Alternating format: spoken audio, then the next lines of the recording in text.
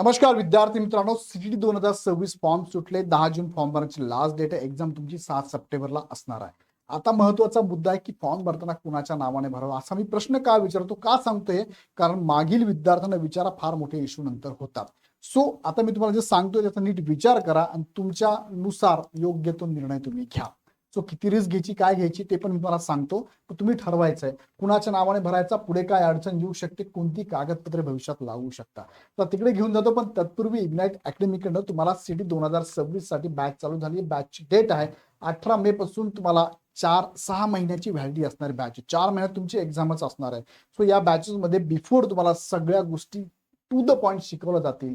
यामध्ये जुन्या विद्यार्थ्यांना 50% ऑफ आहे.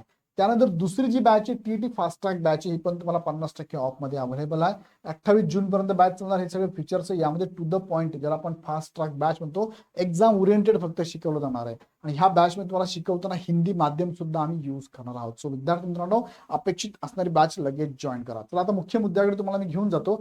फॉर्म भरण्याचा कालावधी मी आताच तुम्हाला सांगितला 10 जून 2026 पर्यंत असणार आहे. आता महत्वाचे काही प्रश्न, ह्या प्रश्नांच्या माध्यमातून तुम्हाला मी उत्तर देतोय.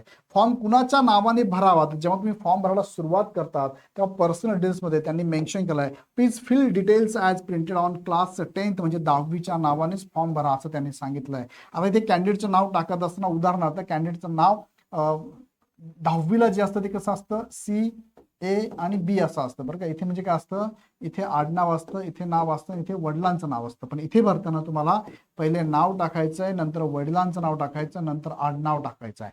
पण आता इथे महत्वाची गोष्ट, जे विद्यार्थी मेल कॅन्डिडेट आहेत, बघा मेल कॅन्डिडेट असेल ना, त्यांचं तर नाव लग्नानंतर काय बदलत नाही. सो त्यांना काही प्रॉब्लेम नाही आहे. त्यांनी मेल कॅन्डिडेट त्यांनी तेच नाव वापरलं तरी चालतं. पण इश्यू कोणाला आहे, ज्या फिमेल आहेत, ज्यांचं लग्न झालंय.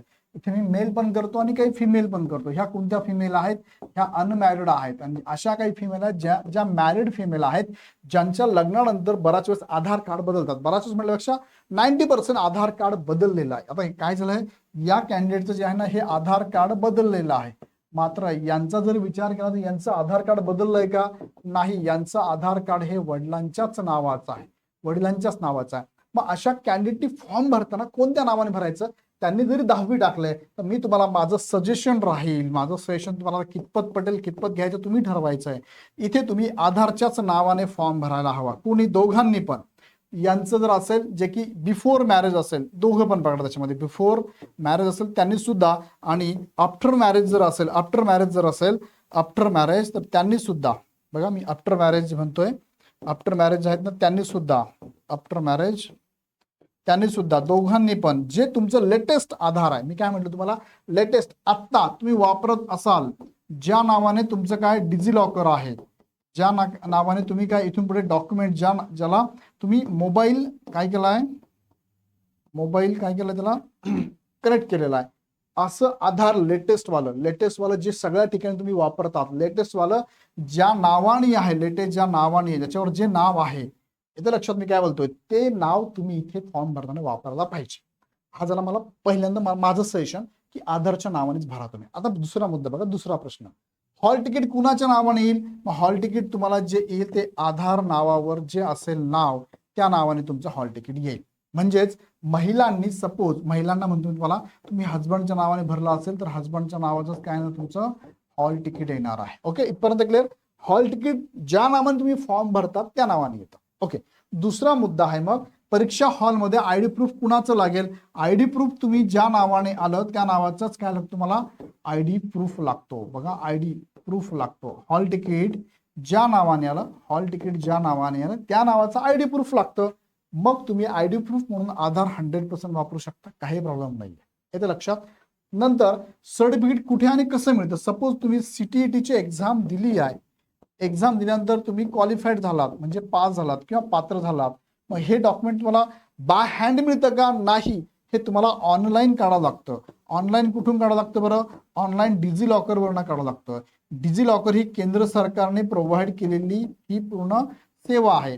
मग केंद्र सरकारची सेवा असल्या कारणाने इथे आधार बेसवर तुम्हाला, आधार आणि आधारला लिंक असणारा मोबाईल बेसवर तुम्हाला इथे डिजी लॉकरला लॉग इन करावं लागतं. आणि लॉग इन करून तुमचं ज्या नावाचं आधार कार्ड आहे त्याच नावाचे डॉक्युमेंट तुम्ही डिजी लॉकरवरनं काढू शकता.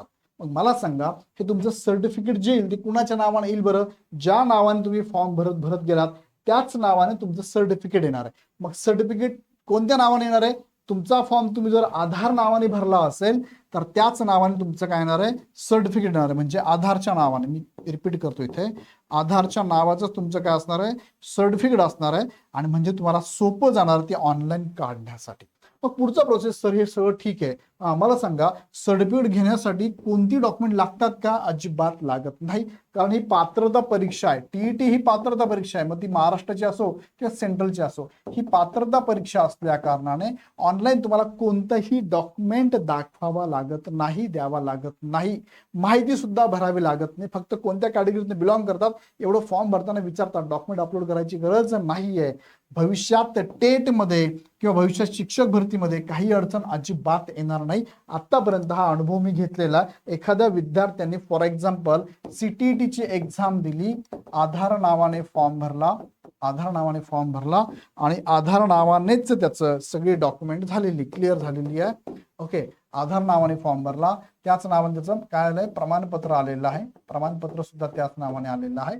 आणि मग त्याने इथे प्रमाणपत्र डिजिलॉकर वरनं काढलं, जे आधार बेस होतं, त्याला काही अडचण आली नाही, लगेच निघून गेलं. आणि मग भविष्यात हा या आधारावरती टेटचा फॉर्म भरत आहे. मग टेटचा फॉर्म भरताना त्याने 10वीच्या नावाने भरला तरी काही प्रॉब्लेम नाही शक्यतो, आणि आधारच्या नावाने भरला तरी काही प्रॉब्लेम नाही. 10वीच्या नावाने भरल्यामध्ये नावात बदल आहे का असं विचारलं जातं आणि त्या आधारे तो बदल करून आधारच्या नावाने पण तो फॉर्म भरू शकतो, काही प्रॉब्लेम नाहीये. आता जर एखाद्यामध्ये असेल सर इथे तर भरला आधारच्या नावाने, इथे 10वीच्या भरला तर काय अडचण नाही, काहीच अडचण नाही.